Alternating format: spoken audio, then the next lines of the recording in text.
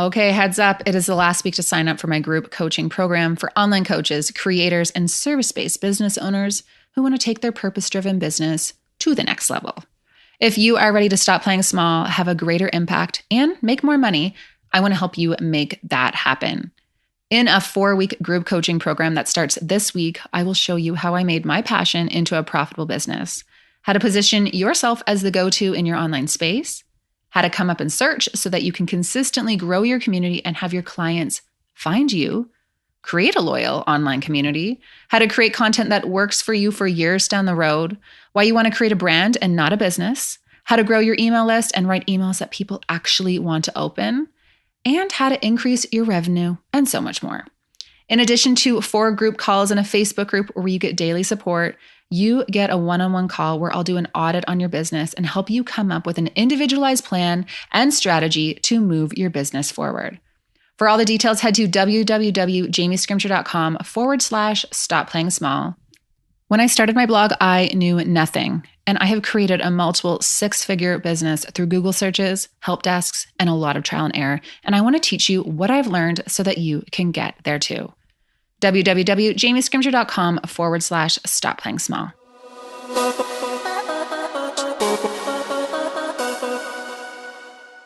All right. Hello. Welcome to the podcast. Guys, I am pumped about this episode. I am so excited to share it with you. It's not a conversation that I ever thought I would have in this podcast, to be quite honest, but I think it's a really good one and a really important one for all of us to hear, because I don't know, if you're listening to this podcast, chances are you are someone who wants to level up, you want to do better, you are looking for strategies on how to show up better in your life. So this is a good one. Now, before I share what it's all about, I have to tell you, when I first heard about what we were talking about today, I brushed it off. It was just not my thing. And I'm talking about cycle syncing. So obviously I'm talking about your cycle, like your menstrual cycle. So this is an episode for the women. Actually, no, if you're a man and you want to hang out, that's cool too. But if you're not familiar, cycle syncing is when you adapt your nutrition and your workouts and your social calendar and self-care and your to-do lists to different phases of your cycle. Now, before this episode, I guess, or before I started to do some reading and pay attention to this, I recognized that there are different times in the month that I was more energetic or more irritable or more productive. I knew that there were times of the month when working out just felt easier, or, obviously there were days of the month where I was more likely to crave that big ass bowl of Vector cereal before bed, or mini wheats. I also really love mini wheats. Sidebar, cereal in bed is like one of my favorite things. Cereal and Miss Vickie's chips. I just can't get enough. Anyway, the concept of cycle syncing made sense to me, but I was just at the point where I was like, I cannot worry about or track one more thing. I don't have the bandwidth to learn about this. So I just brushed it off. But then I started to see women who I admire online talk about how good they're feeling and how they're more productive and how cycle syncing has helped them deal with stress and just, level up in life. And I was like, okay, I'm in. I need to learn more. So for the last several months, I have been following health and wellness coach Megan Rempel on Instagram. You can go check her out at Megan Rempel 4. She has really educated herself on cycle syncing and is extremely passionate about health and wellness and self-care and just showing up as the best mom and wife that you can. And in this episode, she gives us the lowdown on cycle syncing and how you can use it to be more productive and less stressed and less irritable and just kind of show up in a better way. Now, fun fact, Megan is also my cousin. We grew up together. And if you remember, I grew up with just my dad. My dad was a single dad and I was a handful of a kid. And Megan actually took me under her wing when it came to talking about things like boys and boobs and sex and all the topics that were super, super uncomfortable for a single dad with a teenage daughter. So it's really interesting that she is educating me on this in this podcast episode. Anyway, in this episode, not only do we tackle cycle syncing, we talk about self-care and fitness and taking time for yourself and what inspired Megan, who is also a mom of four and a registered nurse, to make a major change in her life. Guys, this is a really, really good episode. And as always, if you enjoy it, be sure to give it a rating and a review on iTunes, share it out on social, send it to a friend, and tag us so we can connect. I'm at Jamie Scrimger. She is at Megan Rempel 4. Like I said, it's a good one. Let's get to it. Welcome to the Kick-Ass Stepmom podcast. I'm Jamie Scrimger, wife, mom, stepmom, life coach, conversation opener, and BS caller. 7 years ago, I found myself sitting on the bathroom floor with a glass of wine, bawling my eyes out, wondering what the heck I was thinking, marrying a man with 3 kids and an ex-wife. Don't get me wrong, I was madly in love, the kids were great, but as a 26-year-old with zero experience in the parenting department, I was in over my head. When I went to the internet for support, I was disappointed with what I found. So I decided to create the type of support that I was looking for. Raw and real conversations about all things motherhood, stepmotherhood, and living a kick-ass life. Life can be hard, really freaking hard, but each week I'll bring you tips and strategies and mindset shifts to help you thrive amongst the tough stuff in life. My goal is to inspire you to live your version of a kick-ass life. We'll bring you along as I create my own. Let's do this. Megan, welcome to the podcast. Thank you for having me, Jamie. I am so excited. So just so everyone knows, Megan is actually my cousin. So we grew up together, across the field together, and now we both have, online platforms. And who would have thought, right? I don't think we could have ever predicted that we would be doing these things. Right. And do you know what would be really funny is asking our dads what we do. Oh, my dad has no clue. My dad has no clue. Yeah. Yeah. So for those who maybe aren't familiar with you, can you just give us the lowdown, tell us a little bit about yourself and start from there. Yeah. Okay. So my name is Megan and I am first and foremost a mom. I have 4 little ones. They are ages 11, 9, 8, and 5. I'm also a registered nurse and have been for about 14 years. And I'm an online health and wellness coach. And I've been doing that for about 6 years or so. And I'm a wife as well. And yeah, just kind of all the things. Doing all the things. So about 6 years ago, that's when you started to kind of make this transition in your life. And obviously you've been the nurse and doing all those traditional things, but then you started doing the health and wellness coaching. So how did you get started doing what you're doing there?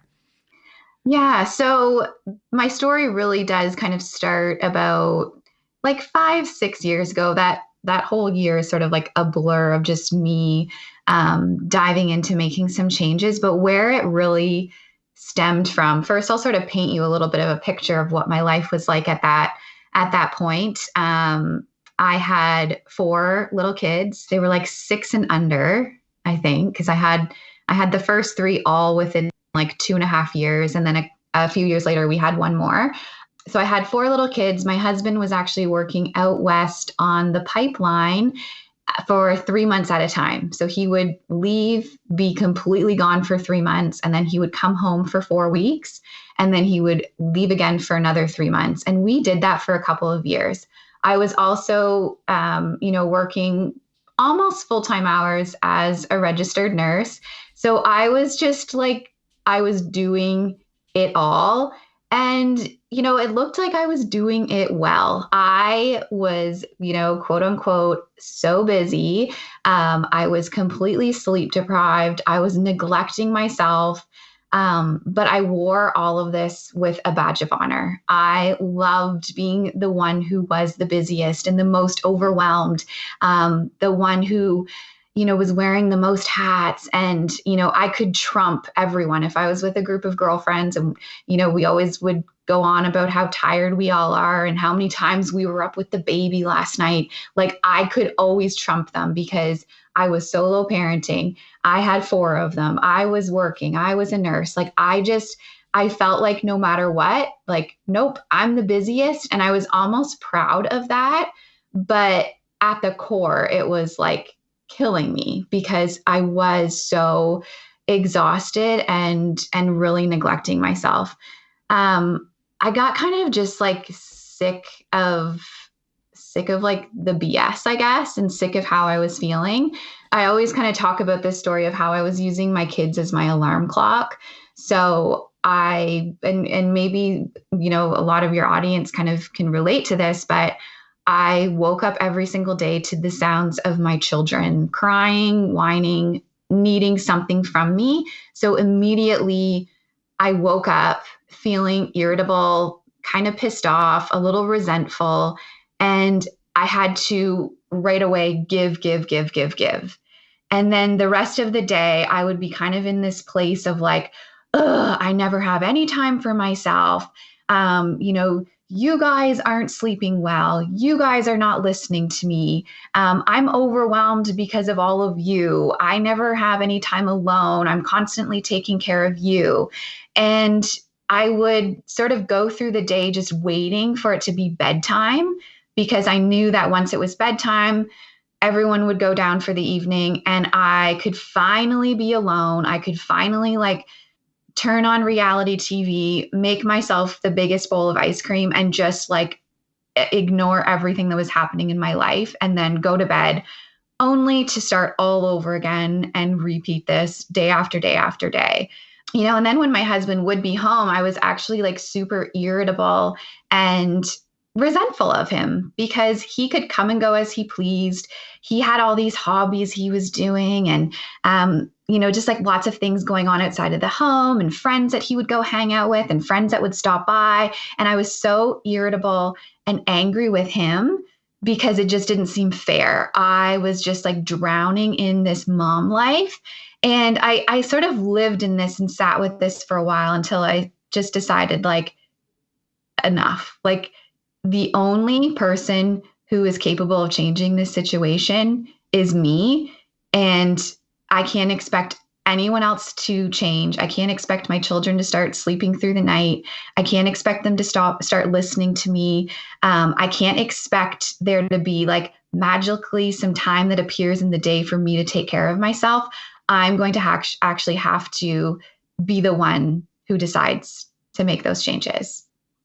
I love that. And I think that resonates with so many moms and stepmoms who are listening to this because you're just doing all the things for all the people. Mm-hmm. And I remember hearing you say somewhere, you just decided that, okay, yeah, I do have 30 minutes a day to do something. I do have 30 Mm-hmm. minutes a day to work out. Yeah.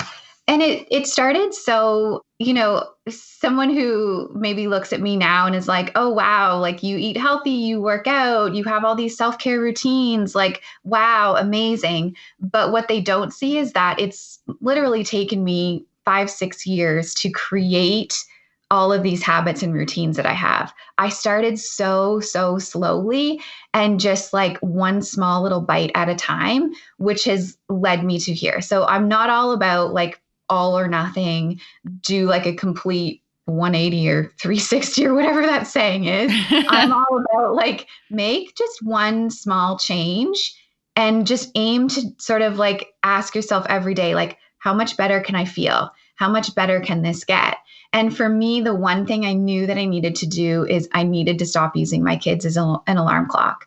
So I made the decision like pretty abruptly to just say like, I'm getting up before you little effers. Like I'm going to be here to the clock. No more are you going to wake me up. I'm going to be awake when you wake up. So I kind of like figured out, all right, when's typically like the earliest one of them wakes up? And I have had early risers for all of my parenting. So I just set the clock, about 15 minutes earlier. And that's what I started doing is just getting up like 15 minutes before the first one would wake up. And for the longest time, I didn't do anything. I literally would sit on the couch and just like stare at the wall. I might make a cup of coffee. I didn't really know what to do, to be honest. Like you hear about all these like people who have morning routines. I didn't know what to do. And I actually didn't care to even learn. I just knew I wanted to like sit in the house with peace and quiet by myself. And then when the kids started to wake up, I felt so much more calm, so much more aligned. And I greeted them the way I wanted to be greeting my children. I was happy, I was loving, I was kind, I was patient. And so I wanted more after that. I was like, okay, 15 minutes wasn't enough. I want more time. So I just slowly started building on my morning routine, getting up a little bit earlier, a little bit earlier. And I read the Miracle Yeah. Morning by Hal Elrod, which is like just like a cliche little morning routine book. But I'm telling you, that book just changed the game for me because I am a very good student. So I just like implement what someone tells me to do, and I implemented it to a T. So I started doing all of these things that I didn't even know what they were doing for me: affirmations, periods of silence, journaling. Like I didn't know why I was doing this, but he told me to do it. So I was like, all right, I'm doing it. And it just started to feel so good. And I'm all about like, how do you feel? How do you want to feel? And for me, those early morning minutes that turned into like even close to an hour made me feel so good. And it affected my entire day. And then when you start to feel good, you are naturally looking for other ways to continue to feel good. So I started looking at my nutrition and realized, like, wow, I was surviving on grilled cheese crust, goldfish crackers, and like leftover coffee reheated way too many times. And then my Mm-hmm. big bowl of ice cream at the end of the night. And I think So, that comes from our childhood, that ice cream thing, eh? yes, totally. Like with It the is. butterscotch syrup. Right. And like some Rice Krispies sprinkled on there for some crunch. Like, oh man, like so tasty. But it was just these like small little changes that I started to make. And it was like, okay, well, what should I be eating? Like, what does my body need for breakfast? And I started just implementing some changes within my nutrition. And then, of course, when you start changing the foods you put into your body, everything changes for you. Your energy levels change, your mindset changes, like you have so much like clarity in your brain, you react differently, you show up for your kids differently. Like it just started this whole wave of like, whoa, I feel so good. So I started implementing a little bit of a workout routine. And then I could just like literally keep going on for the next 5 years of every little step that I've added on up until even as of last week, I've added on to a new thing into my routine that just feels good and something new that I've discovered that I want to implement. So it never ends, but it's like just keep adding more things into your life that will make you feel the way that you want to be feeling, because I did not want to feel burnt out, exhausted. I didn't want to wear that badge of honor anymore. I wanted to like pass that off to the silly person who wanted to take it from me, because that was not me anymore. Mm-hmm. I love that. And, this podcast is coming around a time when people are like, okay, it's 2021. I'm implementing change. 2020 sucked a big one. Like, let's make some changes. And I think what you're saying is really important, because a lot of people will start off the new year or, a new week, or when, they're trying to set goals and say, oh, I'm going to do all of these things. Or they look at people online and say, oh, they have this morning routine. I'm going to do all 5 things. And Mm-hmm. I love what you're saying. And that just start small, like just a little, like 15 minutes, a little habit, and then build off that. Because when you go in with these huge, crazy goals, trying to implement all of this change at once, it's really easy to get overwhelmed. Mm-hmm. Yeah, it is. It is. And then you won't stick with it. So, whatever you end up doing, whether you start working out or you start eating healthy or you create a morning routine, if it isn't something that you can do long term, like I'm talking like years, not just 30 days or a couple months, like I'm talking years. If it's not something you can sustain, then don't bother doing it, Mm-hmm. because it's going to backfire. You're going to be left feeling frustrated and Like you defeated. failed. Yeah, exactly. Exactly. Yeah. So the other thing that you're really big on is cycle syncing. Hmm. And I am really excited to dive into this, because I've done a little research on it, and I kind of get it. But I want to learn more. And you've said that, cycle syncing has been huge for you in terms of how you feel, how you show up, and just, all areas of your life. So can you give us kind of a little summary of cycle syncing and like what it's all about? Yeah, absolutely. Okay, so cycle syncing is, oh my gosh, it's magical. It's amazing. It will change your life. Essentially, what cycle syncing is, it's adapting your nutrition, your workouts, your social calendar, self care, your to do lists, all to the different phases of your monthly cycle. So this way, you're giving your body the support that it needs rather than pushing it to perform at the same level week to week. So, men can push themselves the exact same way every single day, no matter what. Women try to do this because that's what society has led us to believe. But what, people have not taken into consideration is that we are women and we are like cyclical human beings, and we go through 4 very unique phases every single month. That's our monthly cycle. So, obviously most people are familiar with their menstrual cycle when you get your period. And then a lot of us are also very familiar with our ovulatory phase. So that's when we're the most fertile. So I don't know about you, but that is all I knew. That was all I knew. I knew there was a time of the month that I could get pregnant. And knew there was a time of the month that I found out I wasn't pregnant or I was pregnant, basically. Other than that, I did not pay attention to my cycle at all. I wanted nothing to do with paying attention to it. Like, to me, it was just this thing you deal with secretly and you move on from, and you kind of just dread when it comes around again in the next month. The reason why I got interested in cycle syncing, well, the universe, I swear, just kept like putting it in front of me. I kept hearing, women that I was around talking about cycle syncing. Books I was reading was mentioning it. And I was like, I don't want anything to do with this because I'm a doer. I'm a go-getter. And the last thing I wanted was to all of a sudden get into that mindset of like, oh, I'm on my period. I can't do anything. I have to just lay around and rest and have naps and watch Netflix. That was sort of like my thinking of what cycle syncing was like, basically it's an excuse to do nothing and be lazy. And I'm not like a quote unquote lazy person. And I just didn't want to go there. I didn't want to be one of those people. I was a go, go, go, do, no matter really what my energy levels were. However, something was just feeling off. Like I had mentioned, I've made all of these amazing changes to my health and wellness, was feeling really, really good.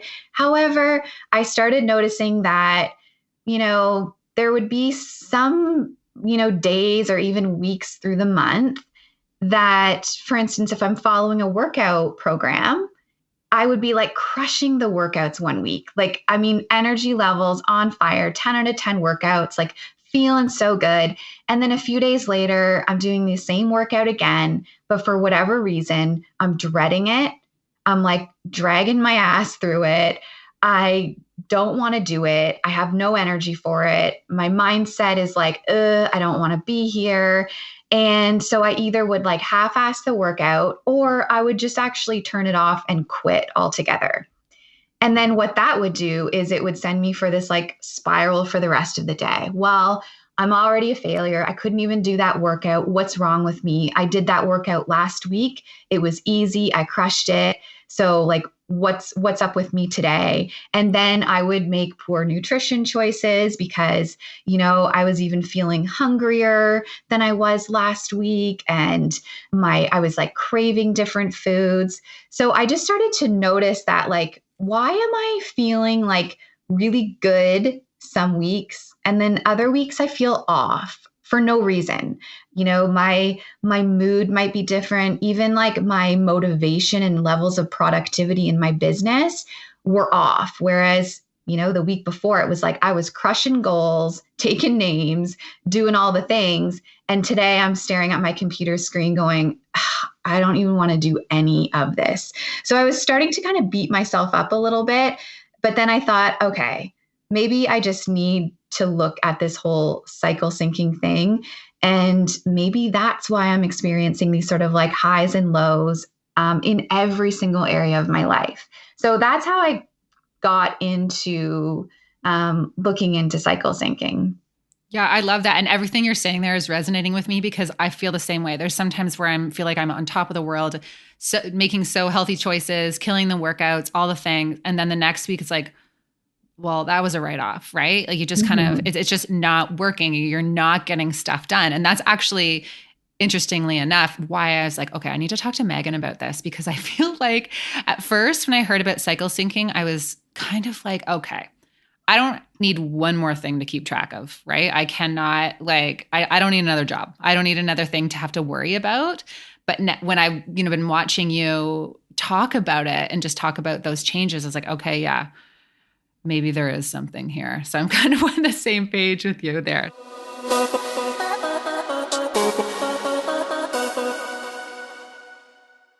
Well, it's 2021. 2020 is behind us, and chances are you are setting some goals or resolutions or intentions or whatever you want to call it for this year. If you're a stepmom, you may also be thinking about ways you can minimize your step family stress and or improve your relationships this year. If so, I have something for you. I just released a free ebook with 16 questions that stepmoms craving change need to ask themselves. As Dr. Phil says, you can't change what you don't acknowledge. And this is such a great time to do an audit on your step family life so you can set the foundation to improve things in 2021. Yes, you heard me. You need to set the foundation for change. Now, if you're content feeling overwhelmed, like you have no control of your life, damned if you do, damned if you don't, like you don't know your place, like your step family stressors are consuming your life and driving a wedge in your marriage and are fine in a high conflict co-parenting situation, you just keep doing what you're doing. But if you are ready to feel happier, confident, and more in control amongst the extra stress, download your copy at www.jamiescrimshaw.com/stepmom audit. That's www.jamiescrimshaw.com/stepmom audit.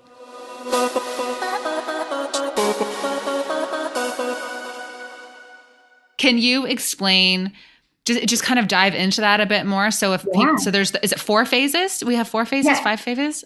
Yeah, so there's 4 phases and I can just kind of go through them. I always say that I can teach people the Coles notes of cycle syncing Yeah, Cole's notes because it.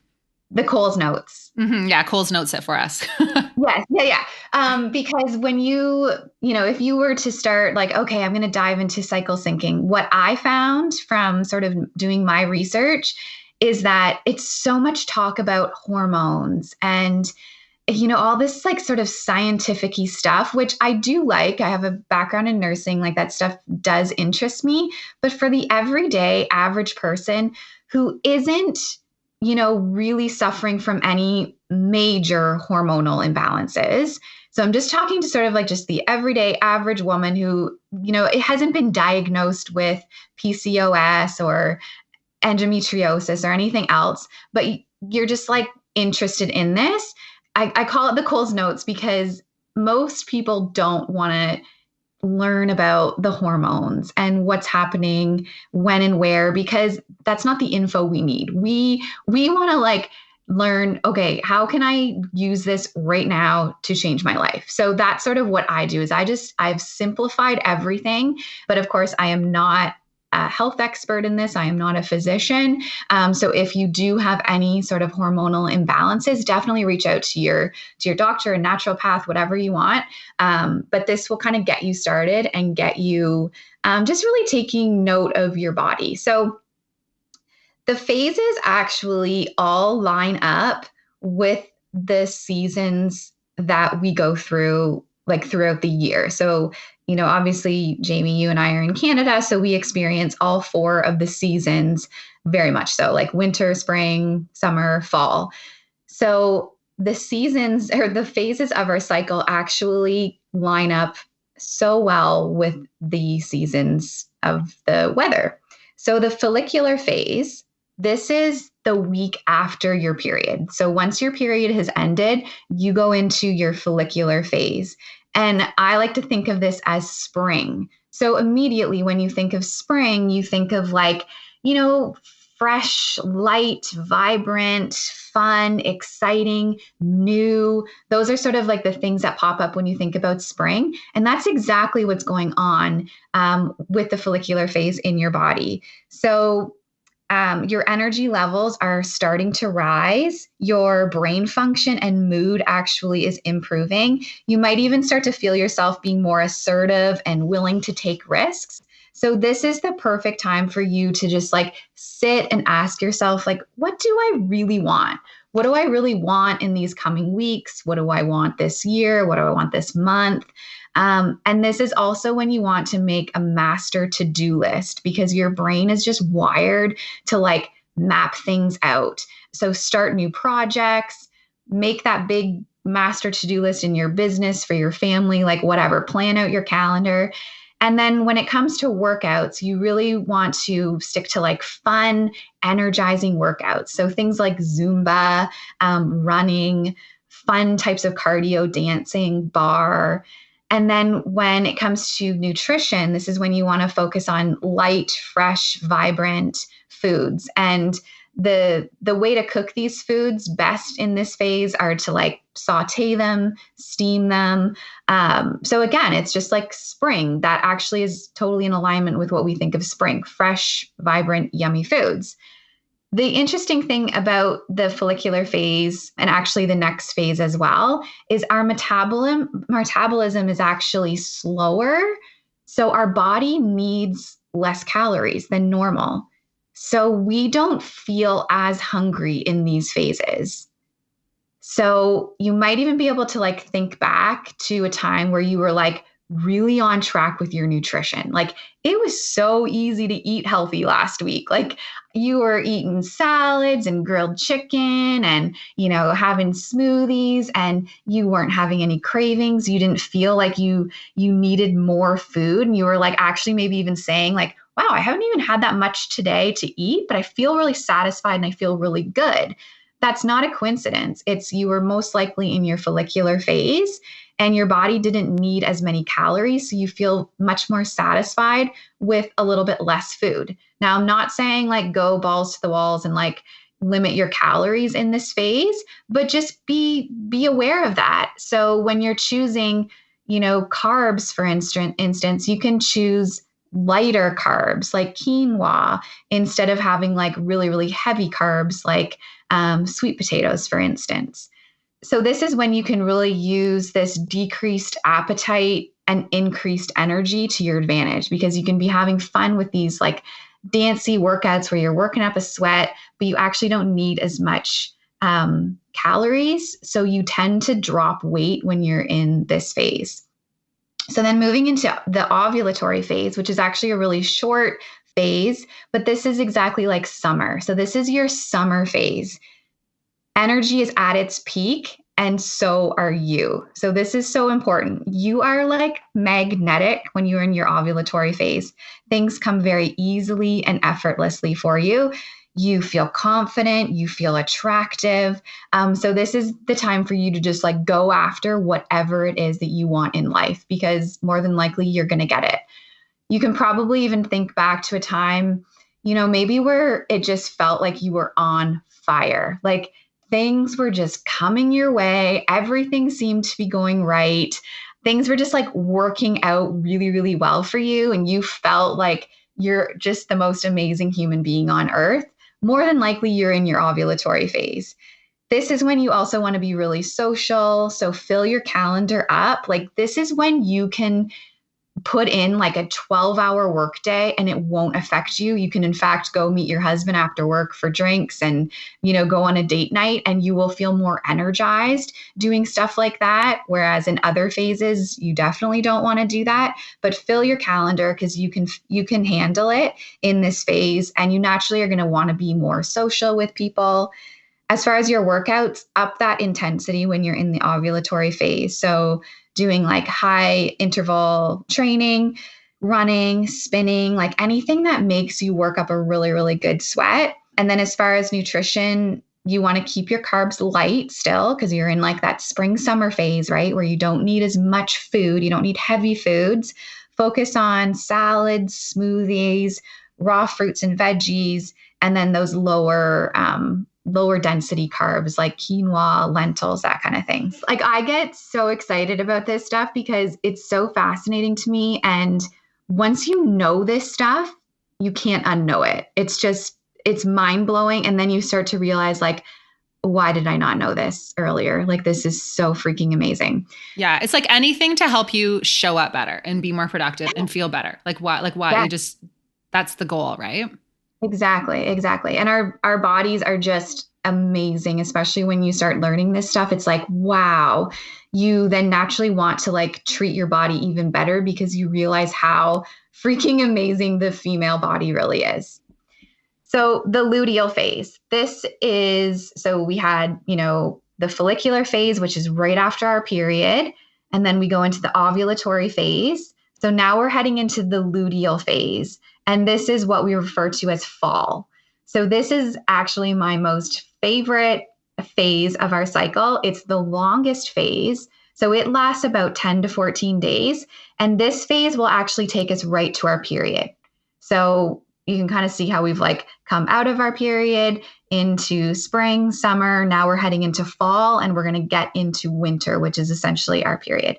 So the luteal phase, it's long, and you can actually divide this phase up into two sections almost. So the first half of the luteal phase is fairly similar to how you were feeling in the ovulatory phase to some extent. You're still feeling really energized. However, your energy levels are starting to shift a little bit. So you're going to notice that your energy levels are decreasing as you go through the luteal phase. You're going to naturally begin to feel more calm and serene as your body starts to wind down because your body produces a hormone called progesterone, and it just makes you feel, it's like a calming hormone. It's incredible. And when you start to really tap into cycle syncing, you'll start to feel that like, okay, I think I can feel my body changing a little bit, and I can feel myself like shifting into this calm, serene, winding down mode. This is when you want to finish up your projects. You want to go back to the big list that you made when you were in your spring, in your follicular phase. Just review that list, wrap things up that maybe you've been working on. You're going to naturally want to organize and declutter. Now, I know for a fact that this has been like ingrained in me for years because there will always be a little period of time every month where I'm just like a mad woman decluttering, cleaning out closets, cleaning out my utensil drawer, like whatever. I'm just like all about organizing, decluttering, and it feels so, so good. Whereas other times of the month, I have no desire to do that. So if you have that, you're more than likely in your luteal phase because we're just like programmed to want to organize and declutter.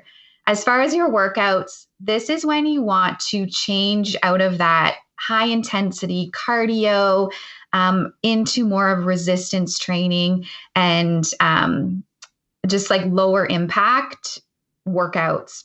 Because as your hormones are shifting, this is when you are going to start to develop lean muscles. Whereas in the earlier phases that I talked about, the summer, the spring, that's when you're like burning fat, basically. So now we're going to go into like building our lean muscles. In the second half of the luteal phase, so I said it's a really long phase. So the first half, your energy levels are still up a little bit, but they're starting to decline. And you want to do the resistance type training. But then as you get into the second half of the luteal phase, you're really going to want to back off on your workouts a little bit and kind of switch to things like yoga, bar, Pilates, those types of things. So I can get into the reason why now, but we can always touch on it too. So this is what I find just so interesting is when you're in the luteal phase and even in your menstrual phase, which is your period. So think of this as like sort of the week before your period and during your period. You don't want to be pushing yourself in those phases. You don't want to be doing really intense workouts. You don't want to be like crushing your to-do list like you maybe were in the earlier phases, because your body is going to produce a stress hormone called cortisol. And that can actually have a really negative effect on you when you're working out. So if it's like the week before your period and you're just like, nope, I'm hardcore. I run, I do cardio, I weight lift, like no matter what, I do these types of workouts. Well, what ends up happening is your body starts to produce cortisol because it's like, whoa, I'm not programmed for this right now. This is too much for me. And when you get too much cortisol pumping through your body, well, of course, you're going to feel stressed, but also it can lead to like inflammation in your body and even weight gain. So a lot of people will feel sort of frustrated and stuck with their health and fitness results, even though they're eating clean and working out all the time, but they hit like a plateau, or even they start to like put on some weight, or they see the scale going up and down constantly. It's most likely that you're not living in alignment with your cycle and you're pushing your body to do something that it should not do. So it's going to backfire. It's going to be like, whoa, slow down. I don't need this right now. This is not serving me. Is that why you get extra irritable and stuff around your period too? Like from the cortisol? Yeah, that's one reason, but also your food choices will really have a big impact as well, which is also something that this is why I love the luteal phase, because there's so much magic that happens in the luteal phase.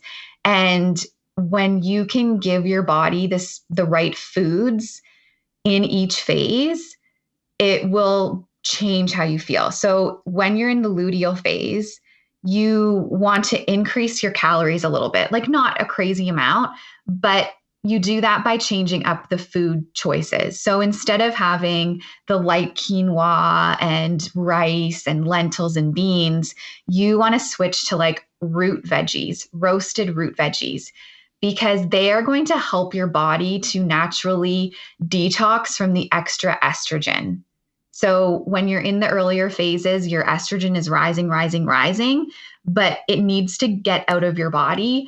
Otherwise, you're going to suffer from PMS symptoms. So being irritable before your period, having crazy cramping, bloating, cravings, spotting, all of those things, we have been led to believe that they are normal. They are not normal. They are a sign that you are out of alignment. You are not giving your body what it needs in the specific phases. And it's your body's way of saying like, whoa, don't do this. Like your period should not be this like time where it's hell and it sucks and I feel awful. It should be this welcomed thing that happens to you every single month. And it should not like take you down and make you feel miserable. It should be this like wonderful phase that you enter and something so like beautiful and even enjoyable. Interesting. Okay. I have a lot of work to do because I do not feel like that. Honestly, most people have a lot of work to do when it comes to this because we didn't know this. Nobody taught us this. And we've been led to believe that we're supposed to suffer, that we are only meant to feel good for a couple weeks every month. And then the rest of the time, it's supposed to be hard and gross and that's just the way it is. And let's just suck it up and continue on.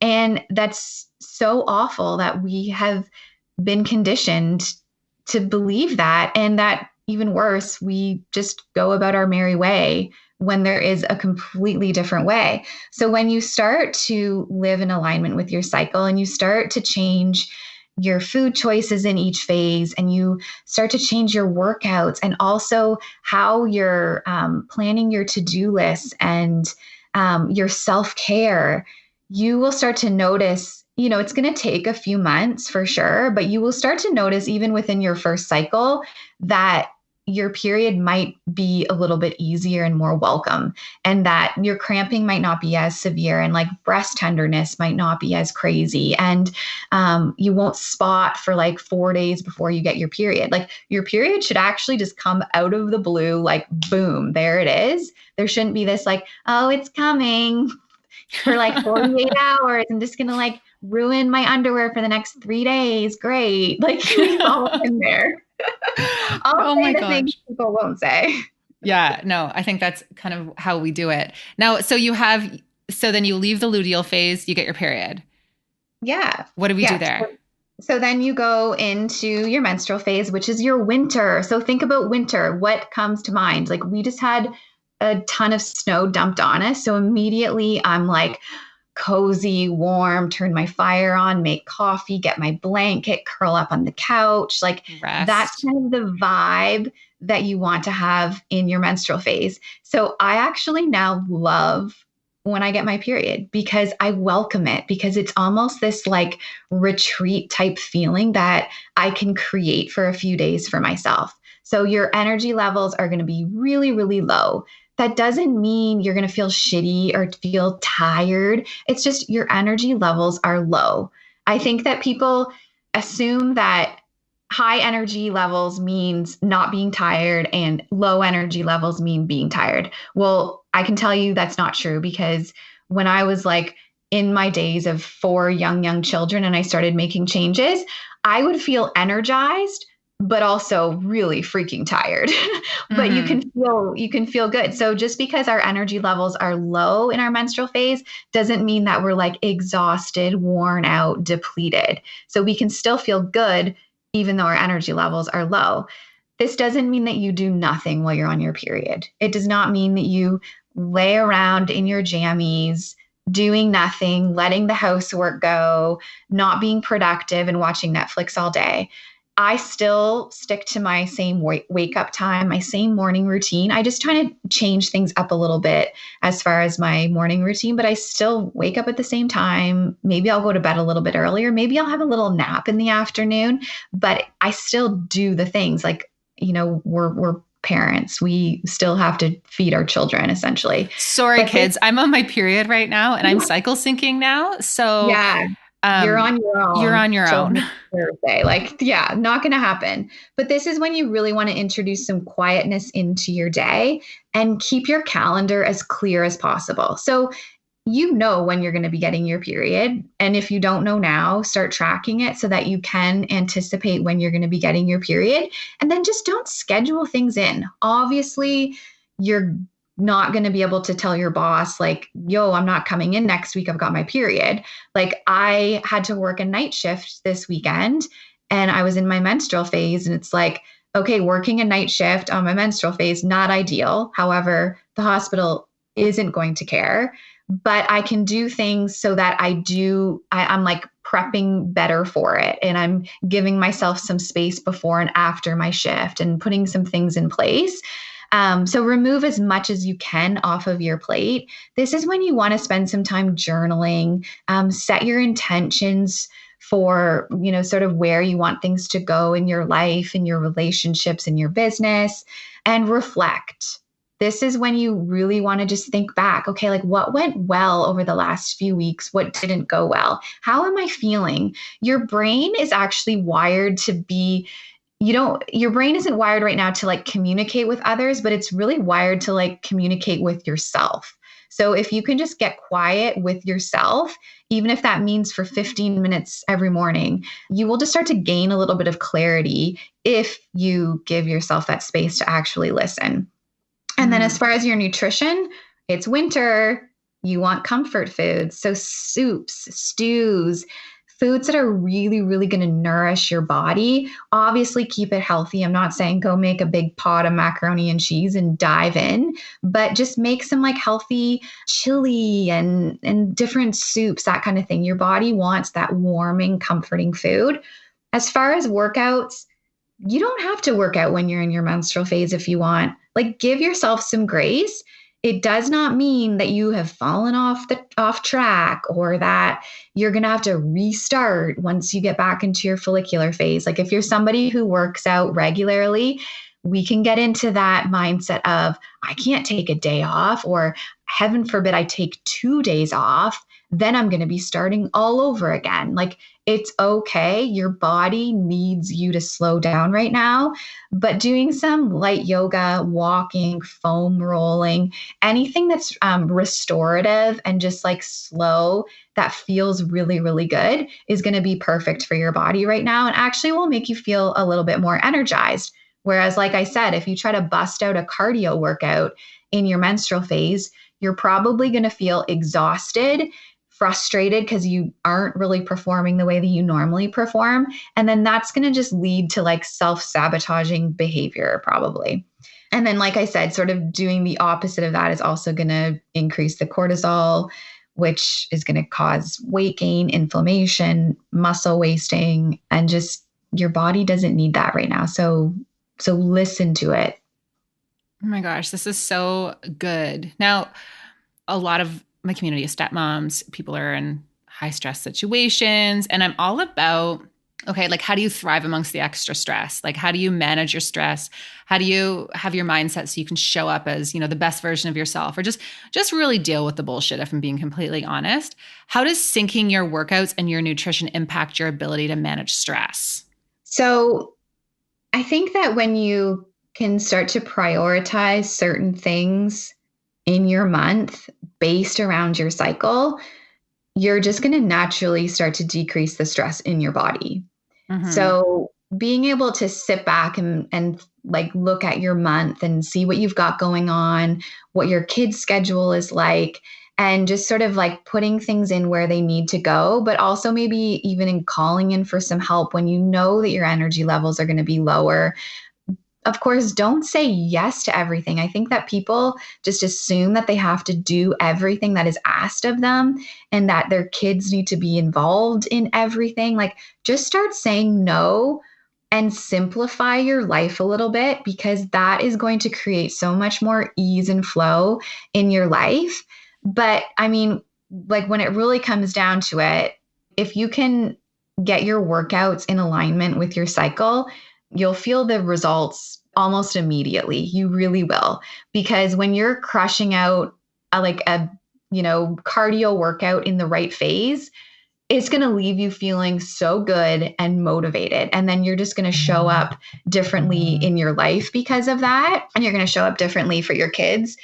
And of course, with your nutrition is I think even more important than the workouts as far as decreasing the stress in your body, because when you're eating clean, when you're eating those like nutrient dense food at the right time of your cycle, that's going to decrease the cortisol that's sort of flowing through our bodies. And like I said earlier, cortisol is a hormone that we all have, but it's higher in some people because they're out of alignment. So they're feeling more stressed. So getting rid of that cortisol by giving your body the proper foods, the proper movement is just going to make you feel so much more calm. And I mean, exercise is so good for battling stress, but only if you're doing the right types of exercise in the Mm-hmm. correct phases. Yeah. And I always say, think about just certain situations in your life.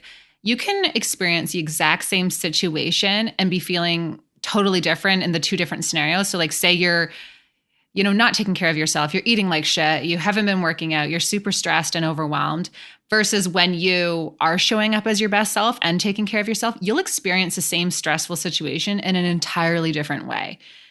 Like it Absolutely. really is all of this stuff that we talk about, and we were talking about self-care. And I think, even self-care now, it's turned into this buzzword, and, we hear it Mhm. all the time, but it's so freaking true. Like, you have to take care of yourself and take care of your body and nourish yourself so that you can thrive amongst the tough stuff. And even though it seems like it's unrelated, it's not. Yeah.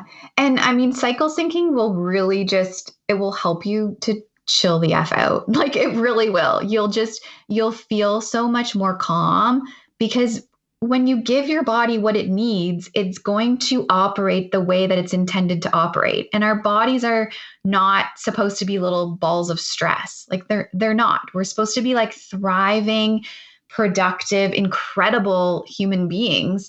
But because we take on too much, we are doing the wrong things at the wrong time, we create stress ourselves. And obviously, cycle syncing, it seems like it's a big thing to take on. It's really not. It's just making small little changes every single month. Like, you're not going to go ahead and create all of these changes this month with cycle syncing. I've been doing it since the beginning of this year, and I'm still like learning and tweaking and implementing new things, because you can't implement all of this. That will cause stress.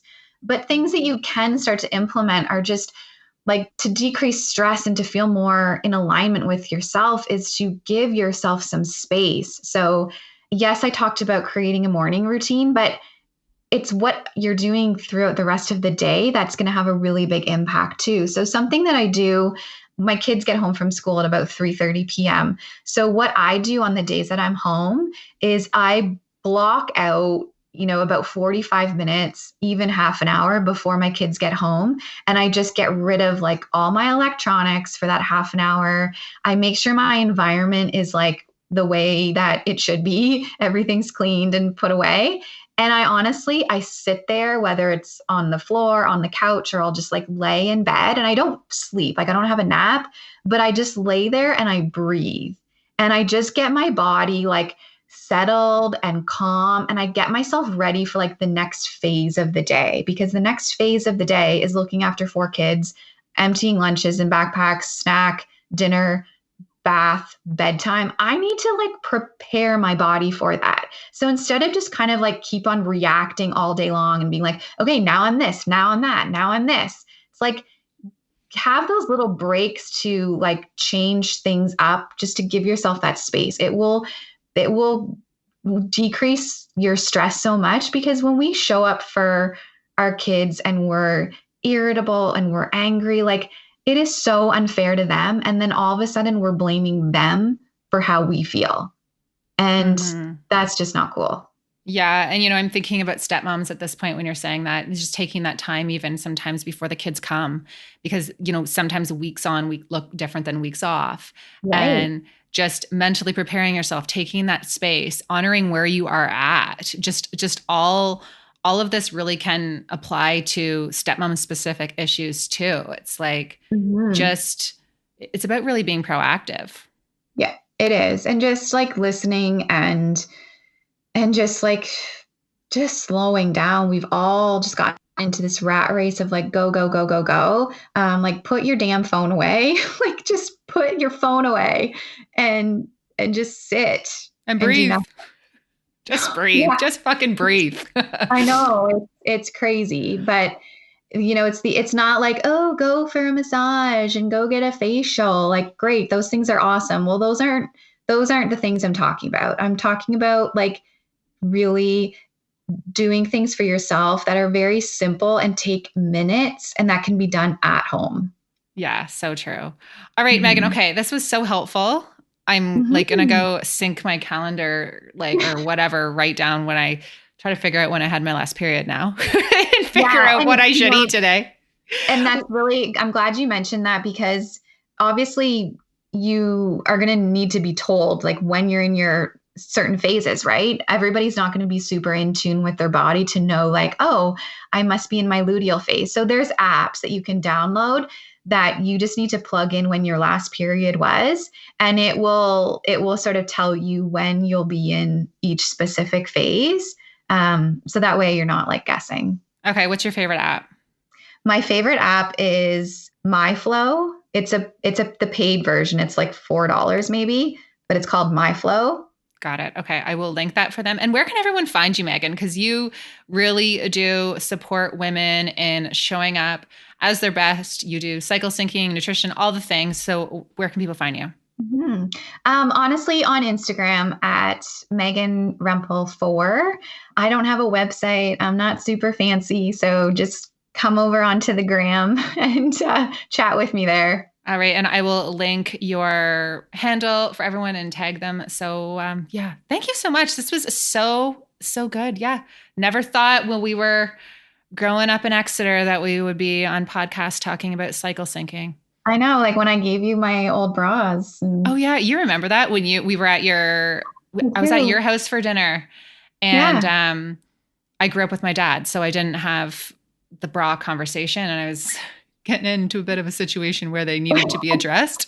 And you grabbed me and you pulled me upstairs and said, here, you need to wear this. And I remember, you gave me 3 bras. And I remember the next day I wore 2 of them. Like I wore 2 because I wanted to make sure they were really like bringing the ladies down. And then I wore 3 shirts over top because I did not want anyone to see my lines. Oh my gosh. So funny. I was all bundled up. Oh, we could go on small town life. Okay. Yeah. Amazing. Thank you. I'm going to link everything and all this information for people. This was so helpful. Yeah. Thank you so much for having me. Yeah, no, this was good. Thanks again. Okay, guys, if you like this podcast, please do me a little favor. Take a second and subscribe on iTunes, and then screenshot this podcast, give it a share in social media, and tell your friends what you think. And hey, don't forget to tag me so that I can thank you for helping me spread the word. Thanks so much, and I will talk to you next week.